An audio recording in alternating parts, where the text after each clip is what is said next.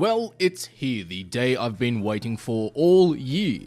The release of F9, the fast saga where a overly tired Vin Diesel recruits a Wish.com version of Tomb Raider, gets Tyrese Gibson out of Uber driving, and tries to convince us that John Cena is Dominic Toretto's brother.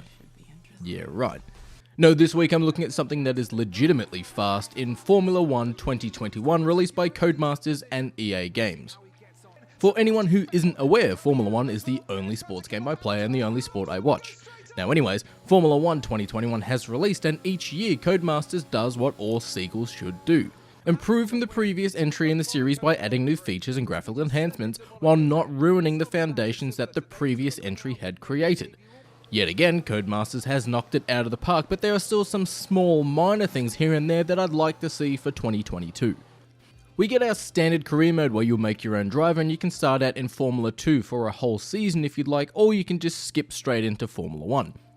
Unlike last year though, there is no Devin Butler or story element in the standard career mode. You'll just create your driver and jump straight into the action basically. Just like you'd expect, picking a more popular or powerful team like Mercedes or Red Bull will expect you to be leading races and winning championships. Picking a team like Haas, they'll flat up tell you that they expect to see no pace for the first part of the season and they want to get some points in towards the end. You fucking look like rock stars, huh? And now we are a fucking bunch of wankers. Yeah, bunch of fucking clowns here.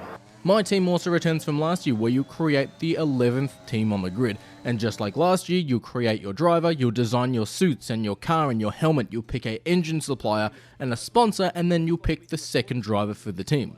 It's the same as last year, and creating and customizing a car is always fun.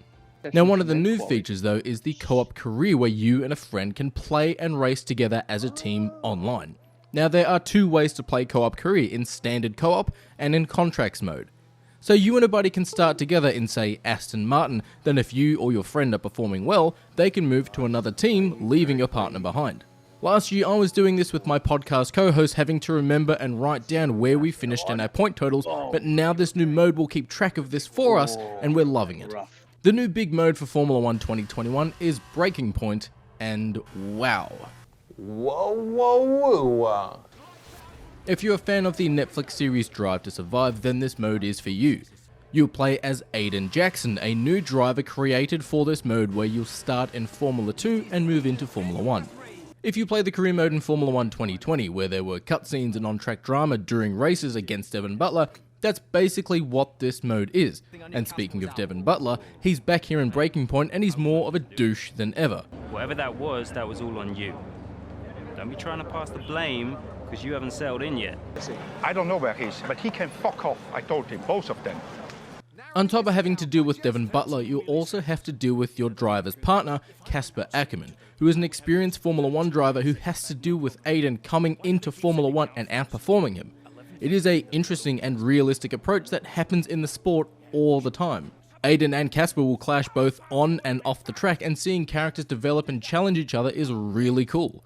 Gameplay wise for this mode, it's not just simple race and see where you finish. You'll need to do certain goals. Now, for example, in the French GP at Paul Ricard, you'll need to finish both in front of the McLaren drivers and the Renault drivers, and if you fail this, you'll need to do it again. When booting up Breaking Point for the first time, you'll be able to choose from 3 different difficulty settings, so this mode is open for anyone of any skill level. Now, you'll start Breaking Point in Formula 2 in 2019, and then you'll move into Formula 1 in 2020.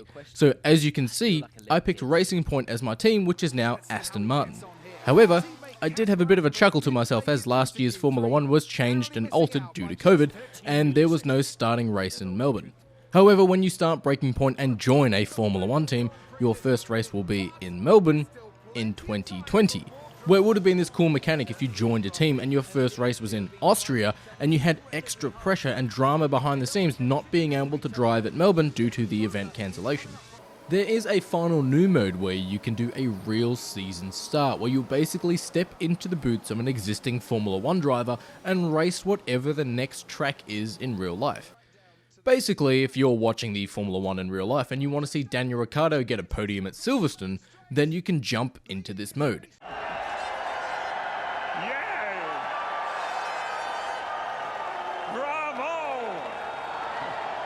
It's basically a game mode that uses the real race results from Formula 1 and lets you play out the rest of the season in-game. Now let's take a look at the actual game itself and how it compares to Formula 1 2020. Now, the cars this year have been slowed down to the cars last year due to regulations and fuel allowances which have changed in the real sport, but that doesn't make Formula 1 2021 any slower in regards to gameplay. Now, I'd somewhat recently reviewed both Ancient Gods DLC for Doom Eternal and talked about how Part 1's DLC required super concentration and focus, at least for me, and it's the same thing here in Formula 1. If you've never played one of these games before, or the Doom Eternal DLCs, you'll be shocked on how taxing this game can be. You'll be moving at over 300 kilometers an hour, needing to preserve your tires, managing your energy and your battery for overtaking, and more. You could have a perfect game plan set up for a race, only for a safety car to ruin it and then be under pressure from someone say like Valtteri Bottas, who's charging behind you on fresher tires. Now, just like my preview videos I'd done on Formula 1 2021, I played this year's game with a Thrustmaster TSXW steering wheel and I bolted it onto my next level racing cockpit. This steering wheel properly fights you back around corners and you'll get a bit of a workout here. In some instances, I was having to actually drink energy drinks to prepare for a full night's worth of racing and get ready the next day as well. Playing with a steering wheel obviously gives you more control over the car and through the corners, and you're gonna need it here in Formula 1 2021.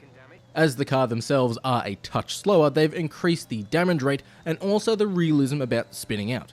If you've seen my preview videos, I spun out around the 5th corner of Melbourne, where last year I could just power through that corner, but by hitting a rumble strip while I was in the middle of a turn and hammering on the accelerator, it caused me to immediately spin out, and in some instances I smashed straight into a wall. There's also been updates to the practice sessions too.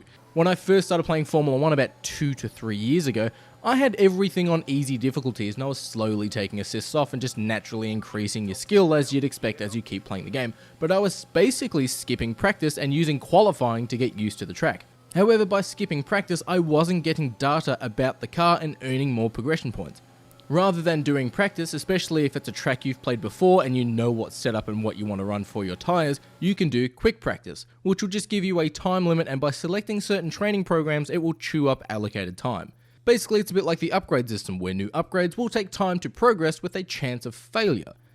This is great for returning players or for people like me who have multiple campaigns going at once, and once you've played Bahrain 4 times already, you can just use the quick practice to basically jump straight to the action. Speaking of upgrades, the upgrade system and the R&D development department are more streamlined here. Now, rather than last year's tree setup progression, it's more simplified. We're upgrading the aero department and an aero part will then daisy chain and unlock more parts. It's the same thing in the My Team mode, and it's just made things a lot smoother when you return back to your team's headquarters. In My Team mode too, you'll be able to dedicate certain teams like the aerodynamics department to go out to do a workshop or a lunch and increase the morale, but it will also affect other departments. It's all microgame stuff that will affect your car and your upgrades out on the track. Graphically, Breaking Point and Formula 1 2021 in general is fantastic. You can see the wear on your tyres as you race. The damage model on your car has been drastically improved from last year, and even the state and realistic nature of random faults that are common in the real Formula 1 races are here.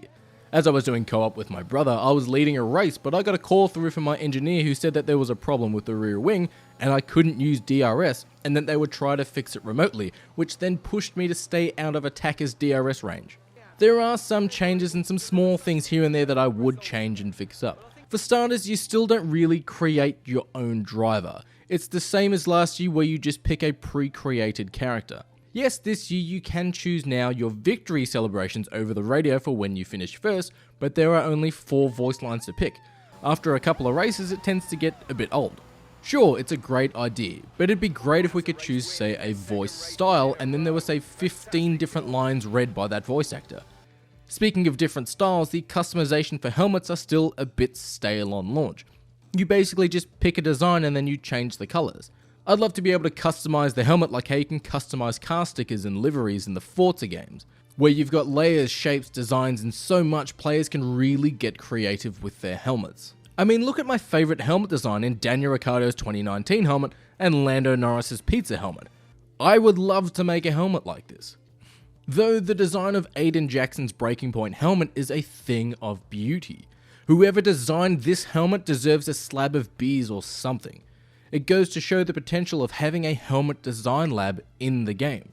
Now, still working on the design train of thought, the designs available for the car liveries are still a bit bland. Now sure, we'll unlock new helmets and car designs later on in the game with the car pass, which has always been in the game. This is not an EA money grabbing mechanic. The car pass has always been in the Formula 1 games, but it'd be nice to have some creativity just straight out of the bat.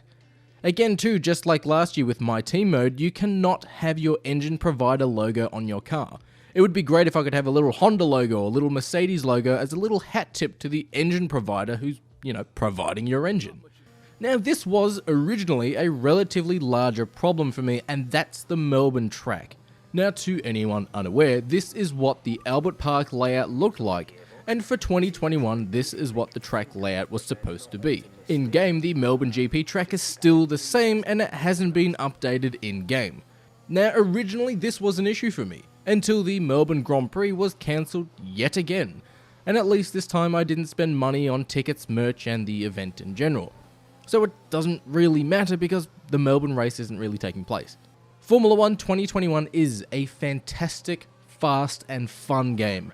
Graphically, it is fantastic, where you can see reflections bouncing off the car when you're in the garage, but after racing around the circuit, it'll get dirty with, well, dirt and bugs. The cutscenes in Breaking Point look absolutely fantastic, and I cannot wait to see what Codemasters do next year with Formula 1 2022, because we've got new cars and engines and working with new graphical hardware. This year Codemasters have done... Walter! This year Codemasters have done it again by giving more to the players without removing anything from last year. Formula 1 2021 is available now for the Deluxe Edition, and the Standard Edition releases on the 16th of July. Lastly, if you want to see more, on Tuesday nights in Australia on Twitch, I'll be stream racing with my podcast co-host Fuzzy Dan from Shaken Not Nerd, Giuseppe from the Twitch channel Miscellaneous, my brother Vanilla Gorilla, Iron Kermit and more. We'll all be representing different teams, with yours truly representing the papaya and blue of McLaren. The apples are mealy, the oranges are dry. I don't know what's going on with the papayas. If you're interested, the link to my Twitch channel can be found on my channel's homepage.